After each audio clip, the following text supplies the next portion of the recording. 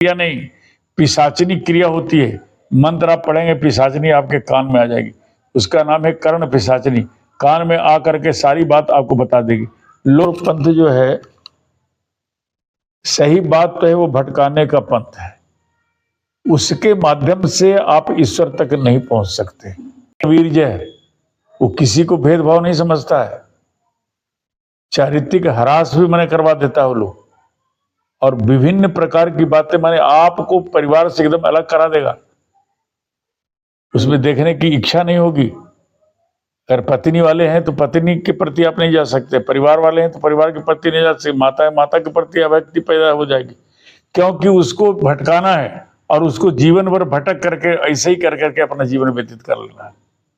बहुत भगवान का कुछ कृपा होता है, संस्कार होता है, माता पिता के पुण्य होते हैं, उससे बच जाता है आदमी। एक बार उसके चक्कर में पड़ गए फिर आपका मुक्ति होगा नहीं, क्योंकि मुक्ति का मार्ग वो है ही नहीं। अघोर पंथ कभी भी मुक्ति का मार्ग हो ही नहीं सकता, उसमें मोक्ष नहीं मिलता, कभी मोक्ष नहीं मिलता। और बताते, एक क्रिया नहीं, पिशाचनी क्रिया होती है। मंत्र आप पढ़ेंगे, पिशाचनी आपके कान में आ जाएगी। उसका नाम है कर्ण पिशाचनी। कान में आ करके सारी बात आपको बता देगी। लोग बोलेगा कि ये समूचा अंतर्जामी की तरह बात बता रहा है, आपका क्या घटा है क्या बिला है, सब समूचा वो बता देगा। लेकिन होता क्या है, आपके मरने के समय में वो आ करके आपके मुंह में गंगाजल नहीं डालती बल्कि पेशाब डाल देती है। इससे आपका जीवन अधूरा बना पड़ता है। तो कहने का मतलब अघोर की मोक्ष कभी होती ही नहीं। तो इससे मान लीजिए अगर कोई निकल गया, उसके ऊपर कोई क्रिया कर दी, तो वैष्णव में इससे बचने का कोई उपाय है? वैष्णव में तो उपाय है इसका।